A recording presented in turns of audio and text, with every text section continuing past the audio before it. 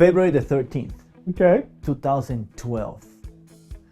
We have, out of all the flowers, so we got about 1,000 deliveries to go on February the 14th, on Valentine's Day. About 1,000 deliveries, right? There is 30 cars lining up, ready to go. But at this particular flower shop, we had about 150 orders, most of them going to schools. It was a weekday holiday, so lots of schools, lots of offices. I have my big truck outside, load up with about 100 deliveries, line up in order by zip codes and addresses and streets and everything. And I remember I didn't put gas in the truck. So I'm ready to close the shop. This is 11 p.m. at night. Everybody's super tired. We just finished putting the arrangements, all the orders, all the cards, everything is specifically ordered and organized. And I go, I'm gonna go put diesel. So I drive the truck, I turn it on, and I go to buy it. All the arrangements drop on the floor and break. Oh no. All of them. 100 deliveries in the back of my truck. Everything goes to pieces. Oh no. The day before Valentine's Day. This is Small Business Celebration, where we introduce you to successful small business owners at their place of business so that you can learn something that you can use today to grow a strong and profitable business and get your next big breakthrough. Hey Josh, I'm thinking about giving these flowers to my wife for Valentine's Day. What do you think? That'll make you a bloomin' genius. Welcome to another fantastic episode of Small Business Celebration. This week we're going to be talking about how do you fund a business with zero cash. We're also going to be talking about a failing business. Is it a gold mine or is it a trap?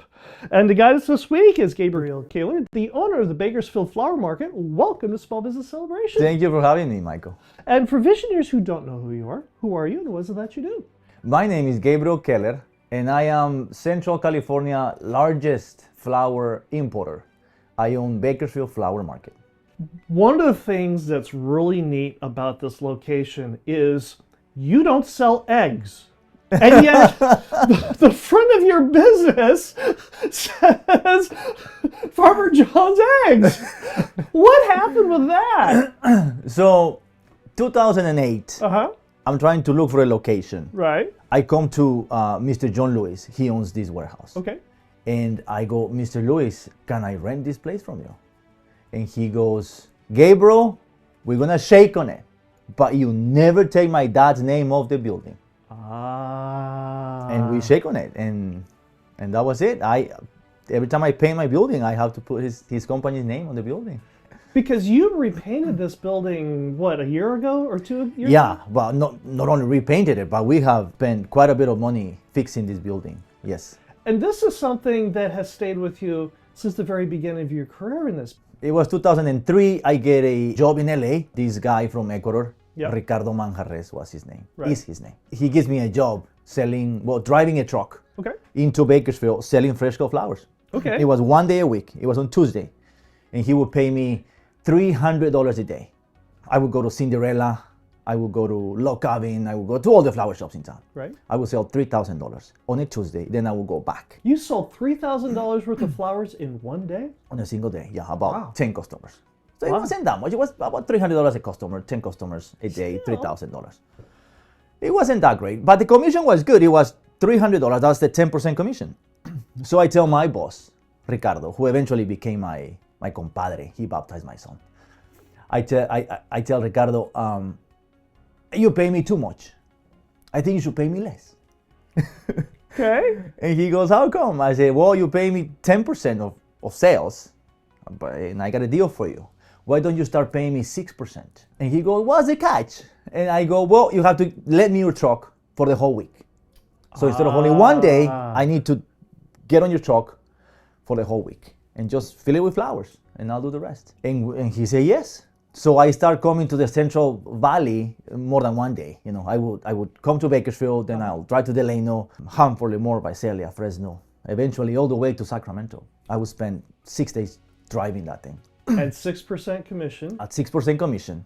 Of course, prices had to be lowered a little bit so I could sell more. Right, sure. I didn't tell him this, but you know, sure. I had to start giving as better long prices. as the product was selling, he was happy. Exactly, yeah. $3,000 became 20 and 30 and 40 and $50,000 a week we were selling.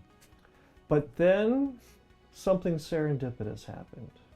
One of the businesses that you were selling flowers to was closing.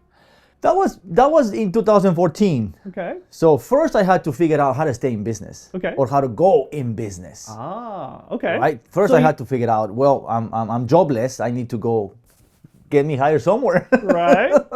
So I go to my competitor, Mayesh Wholesale, big company, beautiful company, nationwide. It's a really good company. It's a really good story. And I go asking for a job at Mayesh, 2008. I say, hey, this guy's letting me go and I'm your toughest competitor. Right. Would you like to hire me? Sure. But of course, nobody's hiring. It's 2008. Nobody's hiring. I knew where to buy flowers. I knew where to sell flowers. All I need was some money to buy me a truck. And my mother-in-law at the time, rest in peace, she told me, I'll give you the money. I said, well, I need $20,000 right away. She goes, I'll give you $20,000. And she lent me $20,000 to buy me a truck. It was an old beat up refrigerated truck. but it was a start. That was a start, yes. And how did you approach, during the recession of 2008, all these other flower shops that were struggling?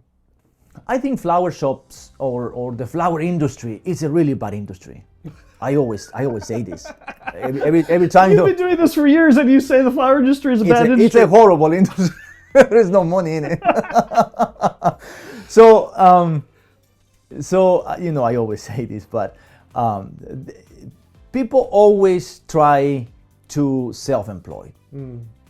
Business owners. I think we have a misconception about the term business owner, right? Everybody thinks it's a business owner, but they're really self-employed. Right. So if you have a small business and you work at it 8 to 5 like any other job, and probably even more than any other job, 6-7 days a week, then you're self-employed, right? It doesn't matter how tough the economy is. Self-employed people are always thriving. They always have something to sell, something to do. And that was my niche of customers, self-employed people, florists, running their own flower shops.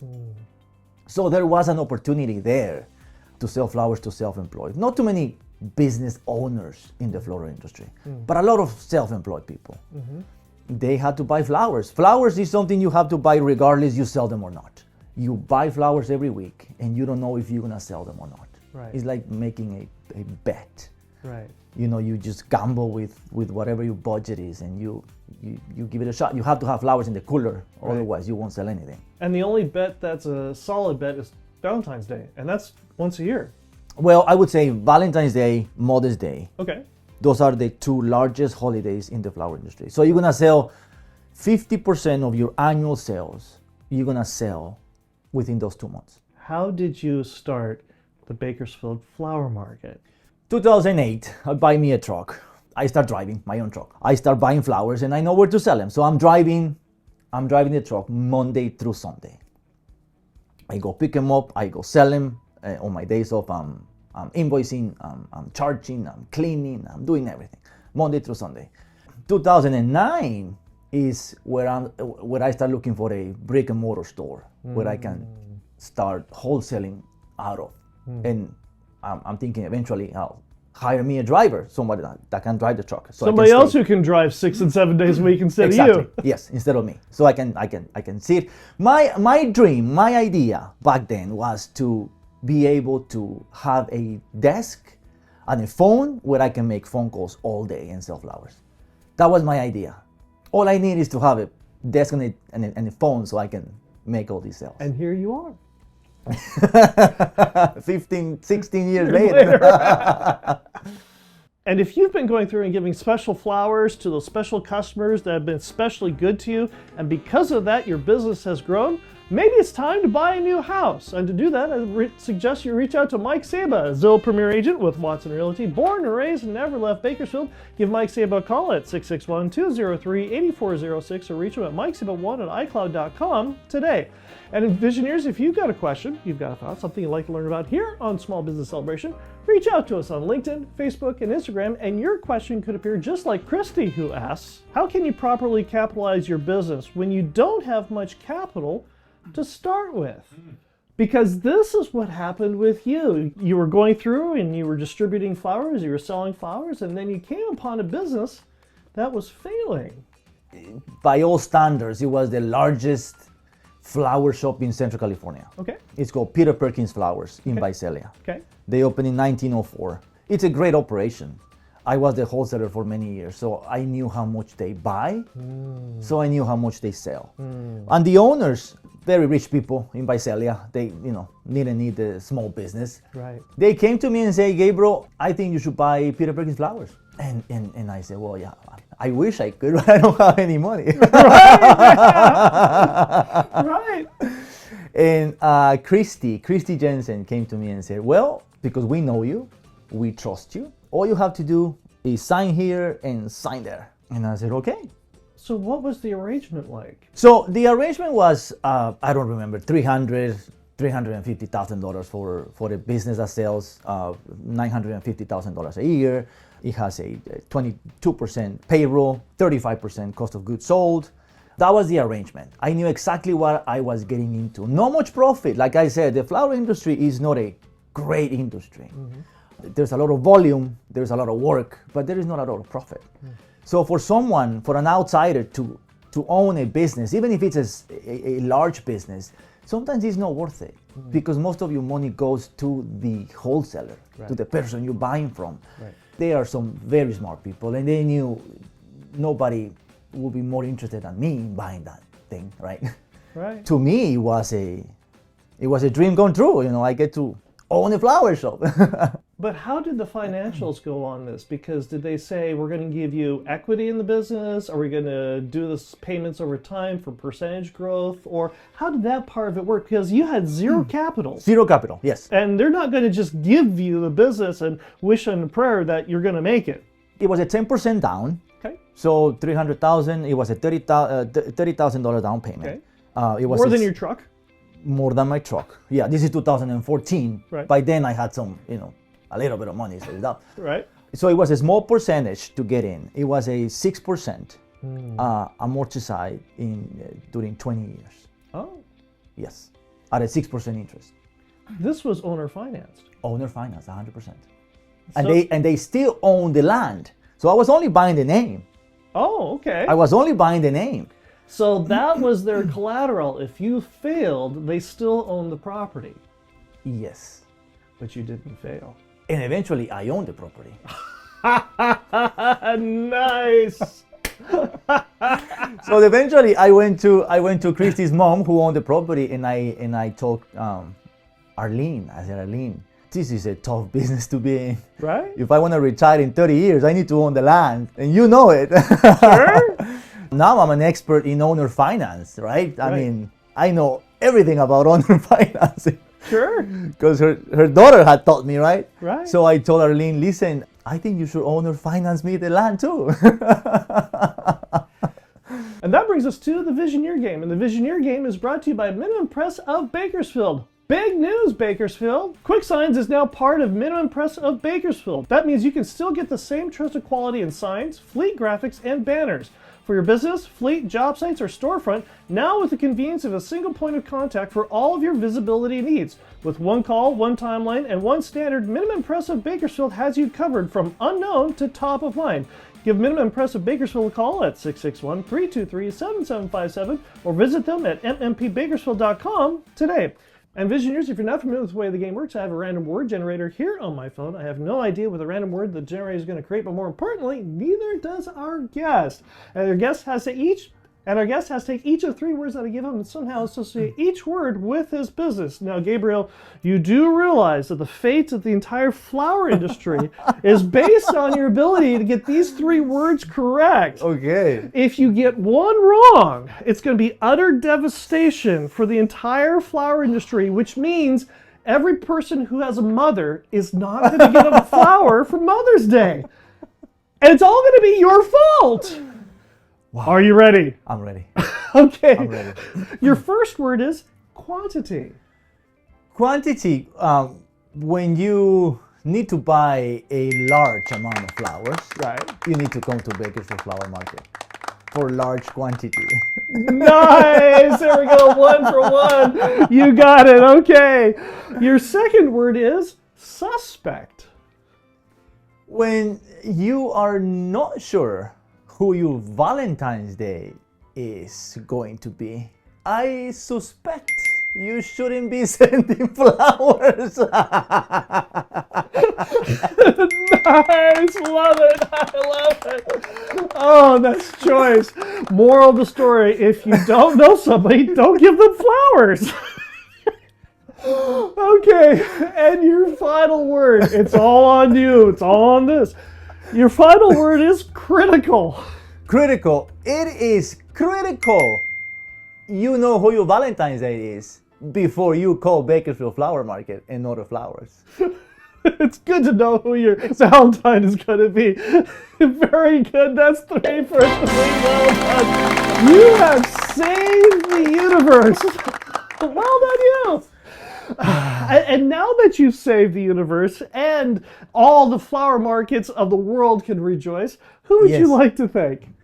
Well, I like to thank Art Ruiz, Uh-huh. new taco place on Rosedale. It's Yeah. called Taco District. Okay. I like to thank him for referring me to you guys. Go through all this pain and agony and suffering, huh? Absolutely. How did you meet Art? I met Art through Jay Tansey at the Hispanic Chamber of Commerce. Okay. And we are very good friends. I did Art and Alma's wedding flowers Really? a few years ago. Yes. I was their florist of choice. And you met through the Hispanic Chamber of Yes. Commerce. Are you still doing anything with the Hispanic Chamber? Absolutely. I've been a member since 2009. Wow. Since I incorporated, I'm a member of the Hispanic Chamber. We do the flowers every year. As a matter of fact, today, Yeah? Saturday, February the 7th, Uh-huh. they have their big gala Nice. at the Rabobank. And you're today. doing their gala. Yes, we're doing all the flowers. Oh, what kind of flowers are you guys doing? We're doing green mini hydrangeas. Okay. We're doing orange roses. Wow. We're doing red spray roses, yellow tulips, city eucalyptus, and lemon leaf. Oh, Beautiful. it's gonna be beautiful. And that brings us to our second Visioneer question, which is also brought to you by Mike Saba, a Zillow Premier agent with Watson Realty, selling Bakersfield homes since 1992. Give Mike Saba a call at 661-203-8406 or reach him at mikesaba1@icloud.com today. Visioneer Curtis asks, how do you figure out if a struggling business is a smart buy or a money pit waiting to happen? I think you should look at the numbers. Balance sheet, profit and loss statement. And worst case scenario, it's going to be a good self-employment for you. Okay. If you don't have the time for another self-employment, Right. you want to be careful buying another business. And you learned this by buying the first business because you understood the industry you were in. Mm-hmm. What were some of the things that you were looking for when you were looking at additional flower shops to buy and said, yeah, I don't want to touch that one with a 10-foot pole? You know, when you talk expansion, Michael, it's really important to understand there are industries that you're not supposed to be expanded into. Flowers is one of them. Okay. So I didn't expand for the purpose of growth or for the purpose of ambition. No, I expanded my flower operation as survival. So my largest customers were going out of business. They were closing the doors. Right. So I started buying them, acquiring them. Right. In other words, they were the ones buying flowers from me. So you were buying them out of necessity. For Out of survival. necessity, 100%. And yet you were able to make them profitable. A flower shop on itself, it wasn't profitable. But the wholesaler that will sell the flowers to the flower shop was profitable. So let me get this straight. You figured out that you had you as the wholesaler, you were the distributor. Yes. As long as the flower shop was breaking even, you were making money because you were making money on the wholesale distribution end. It's a very complex operation, yeah. So we import flowers from South American countries. Right. That makes us partners with the farm in South America. Right. So we have to make sure our employees at the farm get paid. Right. The people bringing us the transport on the planes get paid. So yes, one of these many pieces in the puzzle, only one is profitable. The rest are not. But you depend on all the pieces in the puzzle to make money at the end of the year. Yeah. When you were going through and you were looking at the profit loss statements for these other flower shops, was there anything that was a red flag to you that said, absolutely not, I am not going to buy that one? Payroll. So in the United States, as opposed to other countries, payroll is a killer. Yeah. So you have to be very careful how much payroll a business has in order to subside. You could buy a small flower shop with 1 or 2 employees and undergo a loss of about 15-20%, and it's going to be okay. But if you buy a large flower shop who's also having a loss at the end of the year, that might take you out of the game. Tell me your favorite horror story. Oh, I got one. February the 13th, Okay. 2012. We have, out of all the flowers, so we got about 1,000 deliveries to go on February the 14th, on Valentine's Day. About Right. 1,000 deliveries, right? There is 30 cars lining up, ready to go. But at this particular flower shop, we had about 150 orders, most of them going to schools. It was a weekday holiday, so lots of schools, lots of offices, about 150 orders ready to go out. I have my big truck outside, load up with about 100 deliveries, line up in order by zip codes and addresses and streets and everything. And I remember I didn't put gas in the truck. So I'm ready to close the shop. This is 11 p.m. at night. Everybody's super tired. We just finished putting the arrangements, all the orders, all the cards, everything is specifically ordered and organized. And I go, I'm gonna go put diesel. So I drive the truck, I turn it on, and I go to buy it. All the arrangements drop on the floor and break. Oh no. All of them. 100 deliveries in the back of my truck. Everything goes to pieces. Oh no. The day before Valentine's Day. Were you able to survive? Yeah. What happened?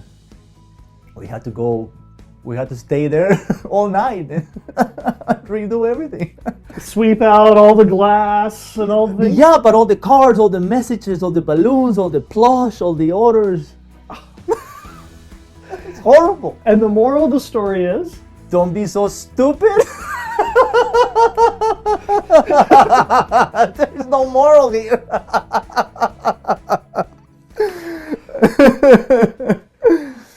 There's a lot of business owners who could learn from that lesson. Absolutely. And there's a lot of business owners right now who are going through some rough times. I don't know if it's gonna be okay, but I can tell you, we are the outliers, right? We are the anomaly. I would tell them to enjoy their time. As harsh as it might seem right now, you have to enjoy it. Because whether you make it or whether you failed, into the future, you're gonna look back to this day and you're gonna say to your kids, you know, I did that. I tried.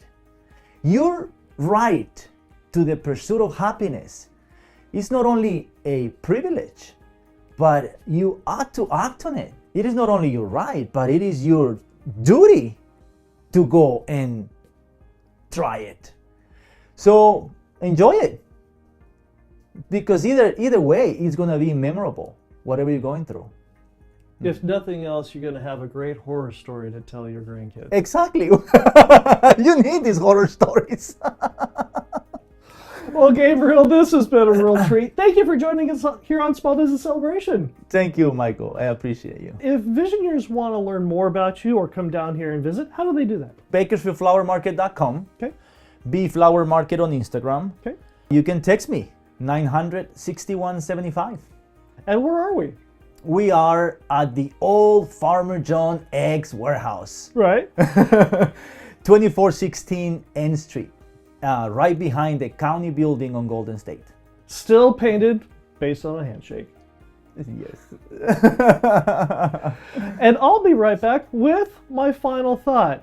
What you're not changing, you're choosing. What you're not changing, you're choosing. The other day I ran into an acquaintance of mine, and he opened up his retail business about the same time I started Small Business Celebration. And when he opened up, he opened up to great fanfare. I mean, you could barely squeeze in there because there were so many people buying the products he sold. And he really enjoyed his products, and he really enjoyed what he sold, and he thought he had a really great thing going. So much so, he didn't change anything. He was afraid if I change something, people are not going to come back. The problem was that after a couple, 3-4 years, and him choosing not to change anything, his customers chose for him. They stopped coming. They stopped coming to the point that there were days where he would be open and he would not have a single customer come into his store. The mere fact that he chose not to change anything about his store and the merchandise he carried and target a new audience, well, his existing customers chose for him.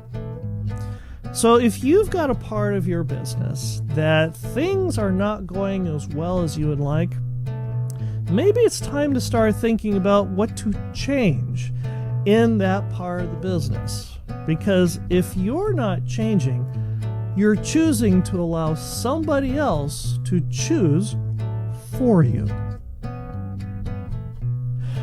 I hope you enjoyed our conversation this week here on Small Business Celebration, and I hope you learned something that you can use today to grow a strong and profitable business. And we'll see you here again next week when we celebrate another small business making a big breakthrough.